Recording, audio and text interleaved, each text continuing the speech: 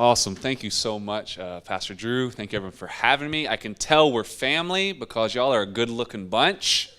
And that was my attempt at humor right there. Yeah. Thanks so much for being here. So what I thought I would do is sort of go through what we're talking about at Hope Brooklyn right now. So we just kicked off a series at Hope Brooklyn that we are calling the Politics of Jesus. The Politics of Jesus. It's been a conversation we've been thinking about a lot, is what is the intersection between who Jesus is and what followers of Jesus are called to be, and what that looks like in a political structure. And I know you guys weren't with us last week because we kicked it off last week, but the main premise we started with last week is that Jesus' politics are the politics of Jubilee.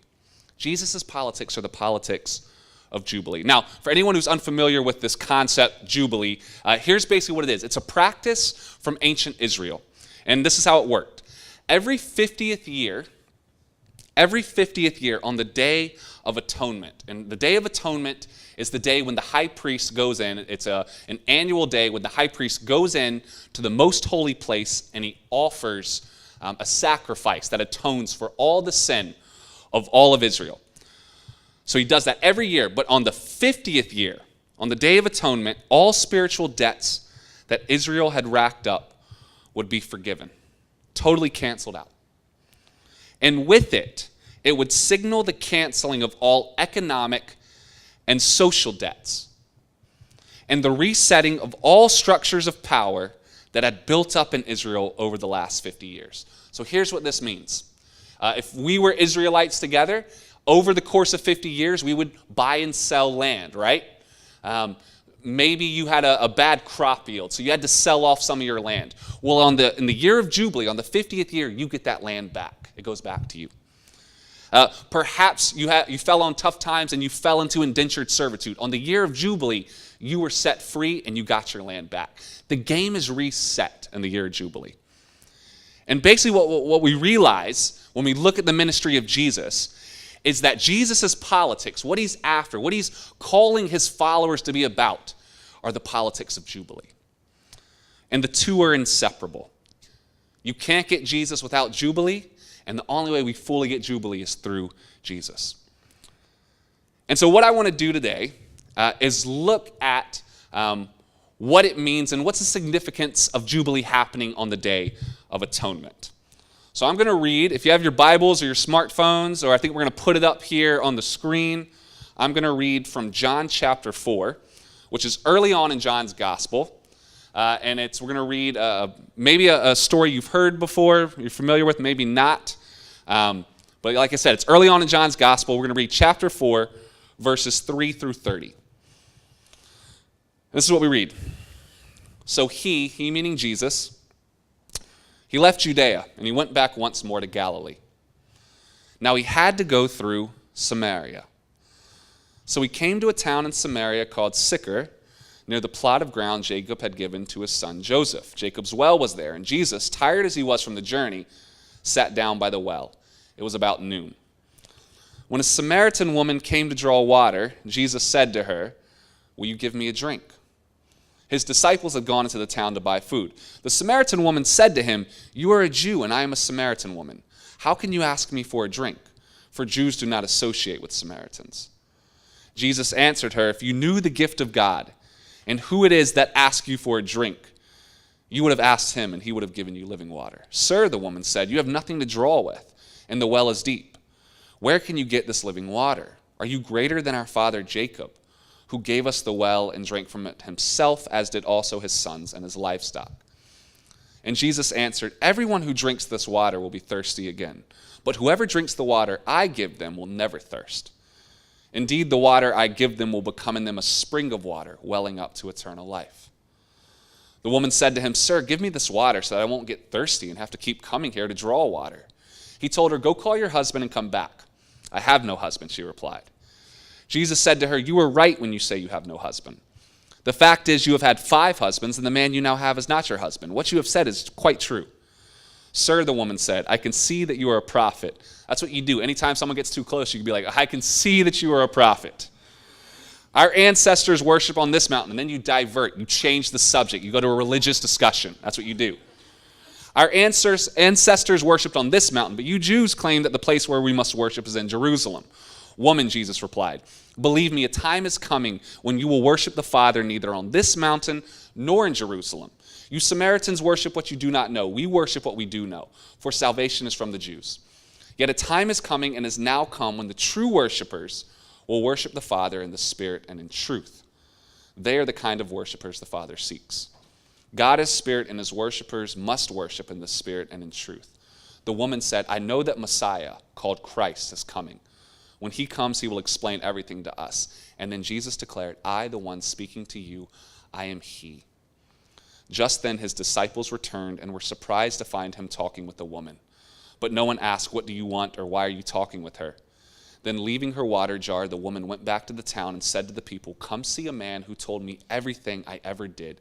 Could this be the Messiah? They came out of the town and made their way toward him.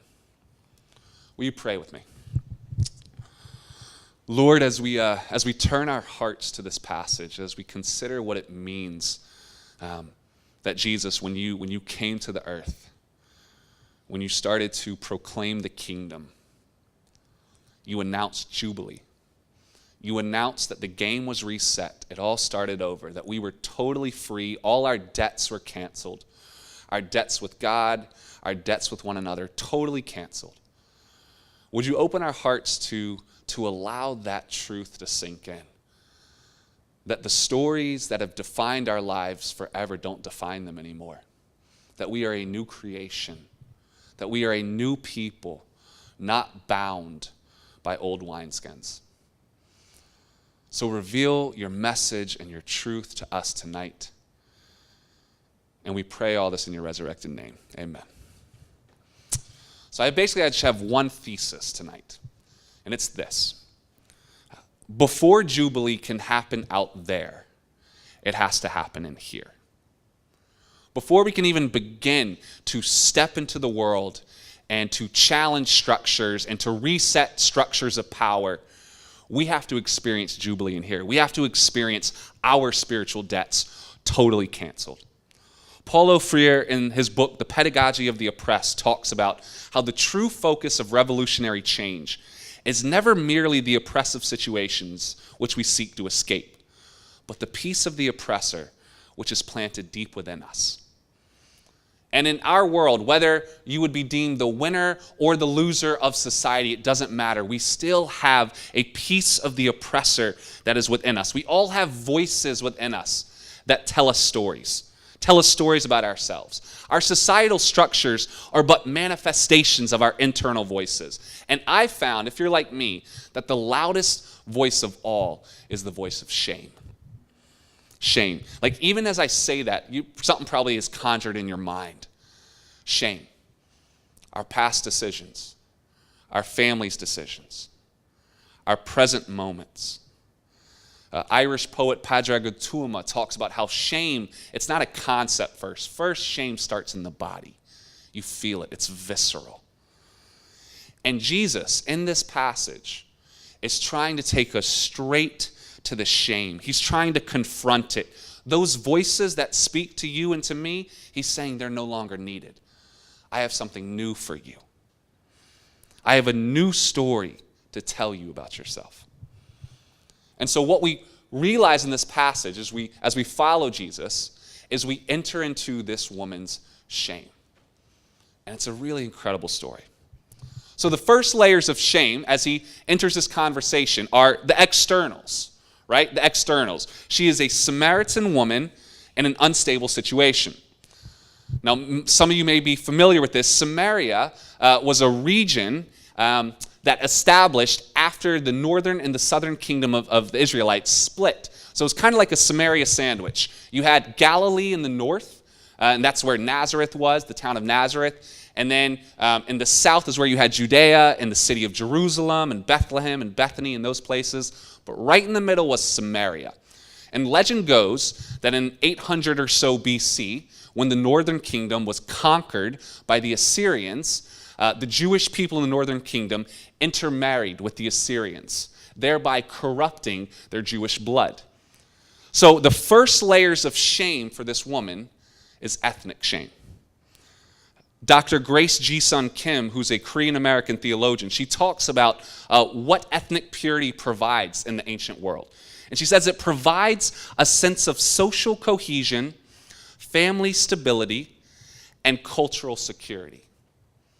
Samaritans did not have that. So when we read in the passage that it says Jews do not associate with Samaritans, that's what we like to call in theological circles an understatement.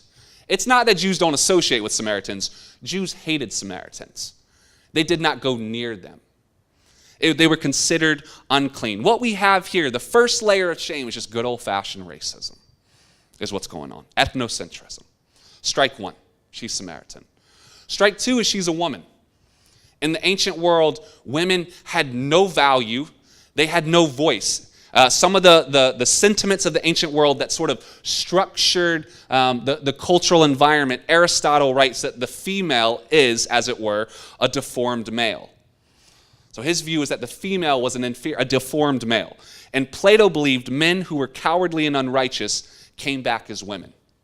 Marriage in the ancient world had nothing to do with equal partners joining together. It was nothing more than property transaction, is what it was. So what we have is not only is she a Samaritan and the shame associated with that, but also she's a woman in a society where women have zero value. Strike one and two, well, we might as well just punch her out, right? Later on in the conversation, Jesus says, go call your husband. She says, I have no husband. He goes, you're right. You've had 5, and the current one isn't your husband. We're going to come back to this passage. But quoting Renita Weems, she writes how in ancient times, a woman's self-worth and social status pivoted around her family, namely the reputation of her husband and, more importantly, the number of children she had borne, preferably males. So if the first layers, right, of our structures of power, if the first layers of shame are the externals, ethnicity, gender, and reputation, well, this woman has struck out on all 3. In fact, there's a prayer in the 4th century Jewish prayer book called the Talmud, where a Jewish man would rise up and they would say the prayer, "Blessed are you, Lord our God, who has not made me a Gentile, a slave, or a woman." This woman is a woman. She's worse than a Gentile. She's a Samaritan. And though not a slave, she certainly lacks the stability of a household, a husband, and a home. Which is why she's sitting at the well at noon. Because no one goes to the well at noon. She goes to the well. It's the hottest part of the day. She goes to the well at noon because she doesn't want to see anybody. And she doesn't want anybody to see her. The shame is thick. And when shame is thick, she does what we all do, right? She hides. For her, it's a literal hiding. She doesn't want to talk to people. For you and me, what do we do with our shame that's inside of us? We just don't think about it. We don't look at it. We sure as heck don't share it with one another. We don't want to deal with it. We hide the shame. And the reality is, friends, is that we all have stories attached to our gender, attached to our race, attached to our family situation that fill us with shame. We all have it. Whether we've operated from the position in our society of those who are oppressed by structures, or we've operated from the position of our society of those who are privileged and benefit from the structures. We all have shame. I find it really fascinating in this book by Dr. Grace Ji-sun Kim. She talks about the category of foreign women. And she makes the claim that there may be no more abused group in human history than foreign women, non-native women living in the midst of a culture that is not their own. And she talks about various examples from her own perspective as a Korean theologian. She talks about the Japanese occupation of Korea, where estimates of 500,000 young women were taken and made comfort girls, where they would sexually service probably 50 men on a given day. 75% of them died of venereal diseases. We don't have to look too far into our own history in America of those who have been deemed less than American and female and how they've been treated in this land. And so she makes the case that this category of foreign women, there may be no one more abused.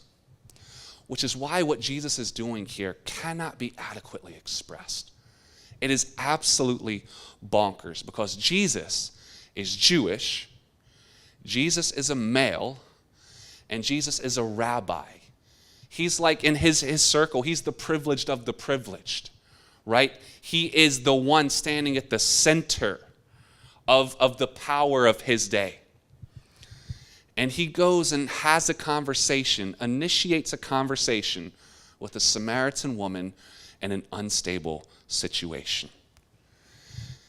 His shame would be in talking to her. Her shame is what society has always said about her. And he goes to the well, he meets her, and the first thing he does, I don't know if you caught this, he asks her for water. I absolutely love this, and I'm grateful to Dr. Brenda Salter McNeil for pointing this out. Jesus does not start by teaching. He does not start by correcting. The first thing he does to a person who has been told pretty much their entire lives that they have no value is he places himself in the position of need and places her in the position of benefactor. He says, you have something I need. This is the God of Jubilee. The God of Jubilee who's come to set us all free. And he goes to one who most of that day don't even see. And he goes, you have something I need. Could you give me a cup of water? Could you give me a cup of water? No matter how deep the shame goes, I think God's trying to teach us that everyone has something even deeper than that. That is, maybe they've been created in the image of God. They are his. He's teaching us how to see something new. But she responds as any of us would respond who are caught up in the voices of our society and culture. She goes, why are you talking to me? You're a Jewish man. I'm a Samaritan woman. We're not supposed to talk. So then we proceed to the second layer of shame, which are our stories. She asked him in the course of their conversation, are you greater than our father Jacob, who gave us the well? And there's a lot to go into with this, but suffice it to say that this well is attached to a religious story that provides her with an identity. And this is the danger of religion. Because religion, its stories and its heroes, become a system of rules and expectations for us that we're all failing at. We're never measuring up to, or just the opposite, the stories of those in our family who have not acted in accordance with our faith that fill us with shame. So in our community right now, we have a devotional we're going through called Lectio Divina journals. Anyone ever heard of Lectio Divina? It's a spiritual practice. It means divine reading. And every morning we have these journals, and you get a passage of scripture, and you read through it, and you sort of make notes and offer a prayer. And we joke about it because it's so easy. Maybe you've had this experience before. You wake up one morning, and you just you forget to do your Lectio Divina journal. And then you wake up the next morning, and it's not that you forget, but you're just really tired, and you don't want to do it. And then you wake up the third morning, and you're like, well, I'm too far gone now. You're right? Like, it's over. It's over. I've lost my salvation. It's all over. I've failed. Right? That's the danger of religion. Because religion says it's based on what we do and not messing up. Here's the ideal, and we're all trying to get to that place, and we constantly fail. Or when I consider the heroes of the faith, when I consider those who and the lives they have lived, and I see how my life is so paling in comparison to theirs. I am not, like, there's a distance between them and me, between their story and mine. Shame creeps up. Or when I consider, maybe not even the religious stories, but when I consider how people who have claimed Jesus' name have used the Bible or have used his story to inflict tremendous economic and racial violence on others, that fills me with shame. That fills me with shame. I was actually having a conversation with a friend of mine who works at Hope Brooklyn. And she's a woman who studied African American studies in college. And she talks about when she went to college and gotten to her major, she had a crisis of faith. And she thought about leaving Christianity behind because she couldn't, there was such shame over the way that the gospel, the way that the Bible was used toward her people. And I said, well, the irony is I had the same crisis of faith, but on the other end, because there was such shame over the way that my ancestors used the Bible. But we both had the same sense of shame, religious shame. So that now we're getting deeper. We're past the externals. We're getting into our stories that we tell ourselves, or the stories that have been told about our religious traditions. But our personal stories elicit shame too. I don't know if you're like me. I have two brothers, an older and a younger. I'm a middle of three. And when my family gets together, we do, and maybe you do the same thing. We start sharing stories of the past, right? We share stories of the past. The stories are important because they provide a cohesion for our family. So we talk about my older brother, Matthew, when he got his first tattoo ever. And I discovered it at age 18. He was at church, and he bent over, and I saw it on his back, and I said, "What?" And then Mom saw it, and she bawled. I'm talking about she bawled crying. And then we talk about Andrew, my younger brother, who was a sly little critter. He was more mischievous than me and Matthew combined. He just didn't get caught because he had watched us. So he's smart. But he was definitely mischievous. But now it's out and everyone knows exactly how mischievous he is. We talk about how I was the golden child of the family, of course, right? And they're not here, so they can't contradict what I'm saying. You know, we get to tell our stories. But in telling these stories, here's what's interesting. In telling these stories, they often keep us stuck in our roles. So my brothers and I, we are presumably grown men, right? We are all grown men. But we go back and visit my parents, and my wife, Anna, and my older brother, Matthew, his wife, Crystal, and Andrew's fiance, they are like flabbergasted because we are grown men, and we get around my parents, and we immediately revert to like 12-year-old boys. And like my mom will start doing my laundry, and Anna's like, "Russell, you can do your own laundry." I'm like, "Babe, she wants to do it. I mean, I didn't ask her to. She's wanting to do it, you know?" And I think it's fascinating, and that's a funny example, but we have other examples. What are the stories that your family tells about you? And does that contribute to you remaining stuck in a certain role?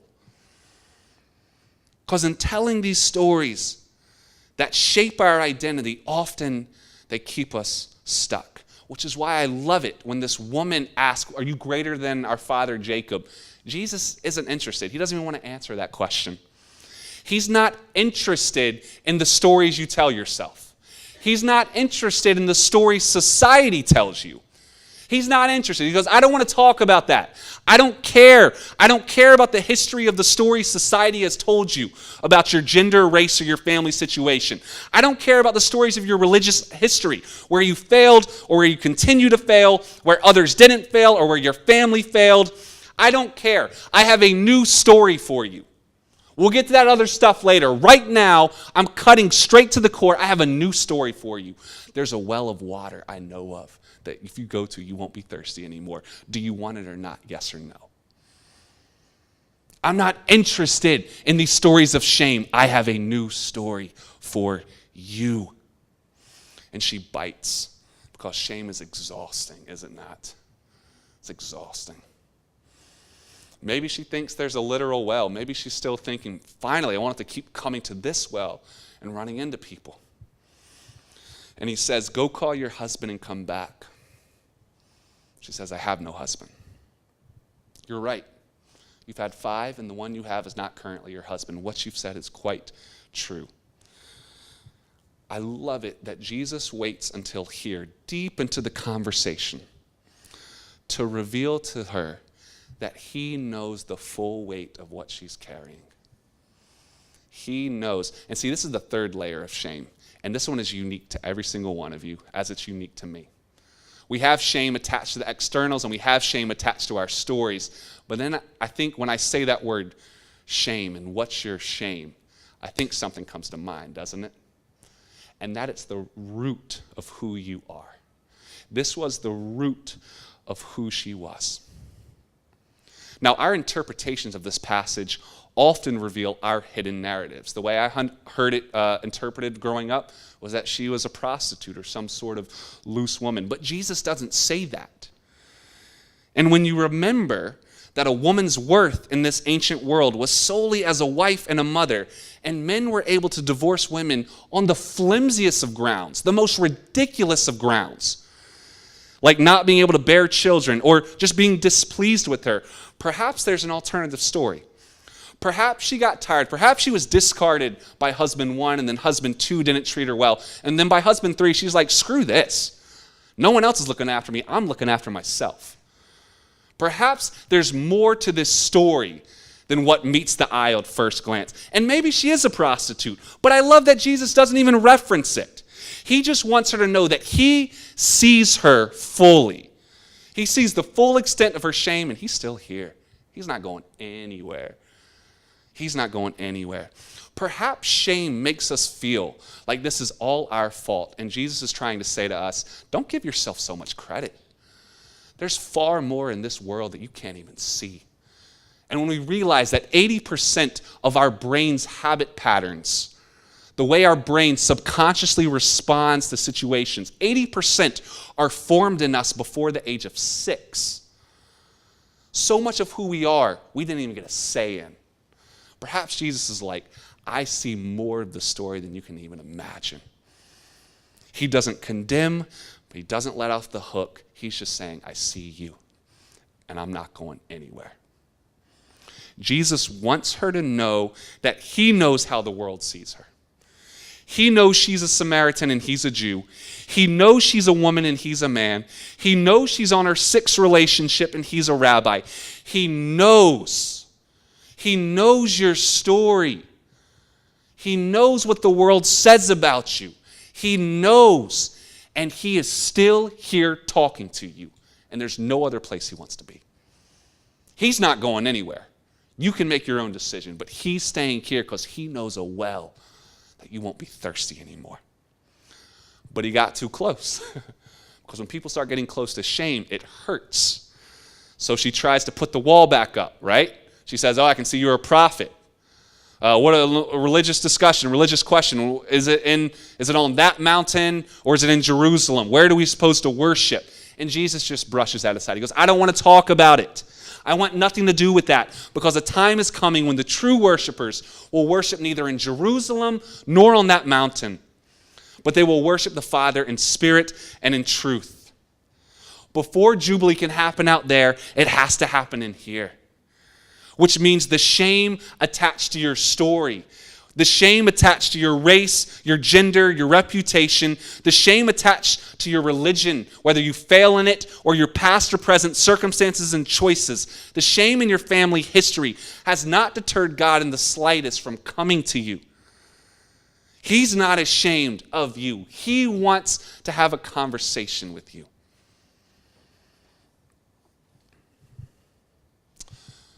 Recently, a man died named Vanier. Maybe you know him. He's been an inspiration of mine. He was a Christian. He was 90 years old when he passed. He was a Christian, a Canadian who lived in France most of his life, and he started communities that he called L'Arche. And they were homes where the disabled lived side by side with the quote-unquote abled. But they didn't live together in any sort of structures of power, though each had different gifts that they brought the family. But they lived as friends. And he talked about one of the first tenets he ever had when he was starting these communities up. It was a man who was completely immobilized. He could not communicate. He could not move, could not wash himself, could not eat. But what he could do was scream. And he screamed all the time. And for you parents in the room, you probably have had this experience with young children that just are screaming and won't stop. But he said sometimes the screaming was so shrill and his nerves were so shot, he felt violence rise up in him. He wanted to hurt this man. And this man just screamed and screamed. Why? Because the shame was so thick in his heart. He had been told everywhere he had gone, why are you here? What do you do? You're wasting space. You can't communicate. You can't talk. You can't do anything. People have to take care of you. Why are you alive? That shame was thick in this man. And so he screamed. And Jean Vanier said what he would do is he would consistently hold his hands and wash him and feed him and change his clothes and talk to him, though he couldn't talk back. And over time, slowly, the man stopped screaming. Why? Because he knew that Jean Vanier's love had cut through the shame and gotten to the core of him. Vanier was on a podcast about 10 years ago, and he's explaining L'Arche, and this is what he said. He said, somewhere the deepest desire for us all is to be appreciated, to be loved, to be seen as somebody of value, but not just admired, but loved. When you admire people, you put them on pedestals. When you love people, you want to be together. So really, the first meeting I had with people with disabilities, what touched me was their cry for relationship. Some of them had been in psychiatric hospitals. All of them had lived pain and the pain of rejection. One of the words of Jesus to Peter was, "Do you love me?" Thus the cry of God saying, "Do you love me?" And the cry of people who have been wounded, put aside, who have lost trust in themselves. They've been considered as mad and all the rest. Their cry is, "Do you love me?"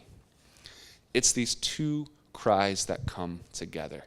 Friends, I think what Jesus is trying to communicate in this story is that every single one of us, no matter how much we posture and put up walls, no matter how thick the shame is in the stories that we tell ourselves and people tell us about ourselves, no matter what that may be, deep down at the root of your heart, there is a single question, as there is at the root of mine, and it's simply this: does anyone love me? Does anyone love me? I know what I've done. I know what I've left undone. I know what my family's done. There's so many things I don't understand. Does anyone love me? Do you love me? That's the question at the heart when you cut through the shame. Jesus is God breaking down the thick scar tissue, and he gets to the heart of that question, and he screams at you, "Yes, I love you." But he doesn't end there. Then he asks you a question, and he says, "Do you love me?" See, this is why the gospel of Jesus is so different than religion. Because religion sort of gets this idea of God giving love or giving appreciation or admiration to others. The other way around. People giving appreciation or admiration to God. But it's not a mutual relationship. But in the gospel of Jesus, what we have is Jesus getting to the root of our fundamental question of, does anyone love me? And God saying, yes, of course I love you. But do you love me? And our answer to that question leads us into relationship and leads us to experiencing Jubilee. You want to experience Jubilee?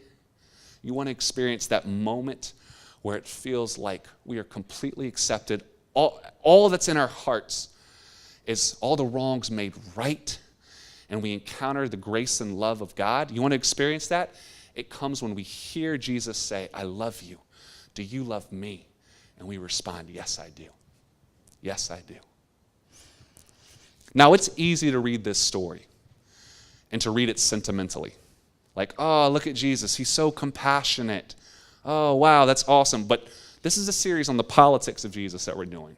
So this is not just a sentimental or compassionate act. This is a very political act by Jesus. So once he has that interchange with her, then she goes on and she says, the woman said, "I know that Messiah called Christ is coming. When he comes, he will explain everything to us."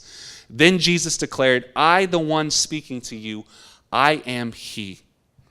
Then leaving her water jar, the woman went back to the town and said to the people, "Come see a man who told me everything I ever did. Could this be the Messiah?"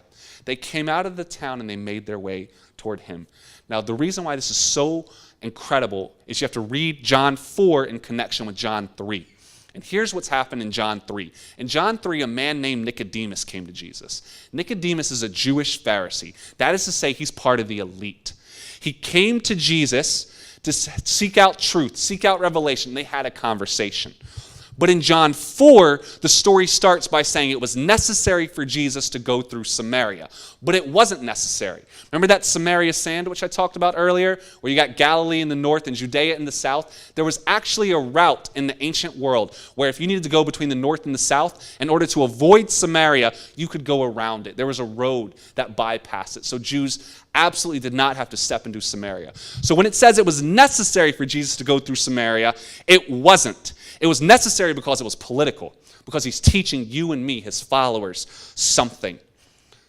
Whereas Nicodemus sought out Jesus for a conversation, Jesus seeks out this woman. Whereas Nicodemus initiated the conversation with Jesus, Jesus initiated the conversation with this woman. And in a life and in a ministry where Jesus will hide his true identity from everyone, when he casts out demons and the demons will say, we know who you are, the Messiah, the Holy One of God, and he'll say, stay quiet, don't tell anyone. He will not reveal his true identity to anyone. In that ministry, Jesus, when this woman says, we know that Messiah is coming, he says to her, I, the one speaking to you, I am he. He reveals who he is to her. To a Samaritan woman with no stable home, the marginalized of the marginalized, the most shameful of the ashamed, Jesus seeks her out, initiates a conversation, and reveals his true identity. The God of Jubilee does that. And I love this. Do not miss this. And a woman who's trying to avoid people, which is why she goes to the well at noon, she is so overcome with the empowering love of God that she forgets who she is. And she rushes into the town and says, come see a man who's told me everything I've ever done. Could this be the Christ? When you encounter the Jubilee of God, when you encounter the grace that breaks down shame, you forget the stories people have said about you your entire life. You forget the stories you say about yourself. They have no more power over you because God has gotten to the root of you and said, I see you, I love you. Do you love me? And we've said yes. She forgets who she is and she becomes someone new. And the townspeople, apparently, they also forget who she is, or they are so compelled by who she is now, this new creation standing in front of her, that they follow her and they come out. Friends, this is political. This is political because God is trying to teach us something about his new creation, his new family. God wants to save everyone. God's love, that answer of I love you, do you love me, it is for all people. But here's the thing. Those who benefit from the structures of power are kind of hesitant to change them, aren't they? Because they're benefiting from it. Which is why Jesus goes to this woman, because this woman has already been discarded and she's been forgotten. She's open to the radical message of Jubilee. When you look at the history of the Christian movement, it's often been maligned as a movement of women and slaves, as Philip Jenkins says. That's what it was called. Because when you study how the gospel enters into new locations, it's never those in power who accept it first. They don't want to change the structures, even though the piece of the oppressor is still in them, even though they need Jubilee just as much. They don't want to change it. So those on the underbelly, on the underside of a society, they're the ones who see this God who comes to them, and they become the heralds of the new creation, the new family. The most marginalized, the most ashamed, who have met Jesus and are no longer ashamed. They forget who the world has said they are. They reveal to us the truth of Jesus' good news. This woman becomes the first evangelist, or the eldest sister in a large family. Before Jubilee can happen out there, it has to happen in here. Where your shame seeks to say, God can't love you. You've done X, or I've had Y happen, or whatever it may be. It's so not true. God is trying to get to the root, to face you and say, I see you and I love you. Do you love me?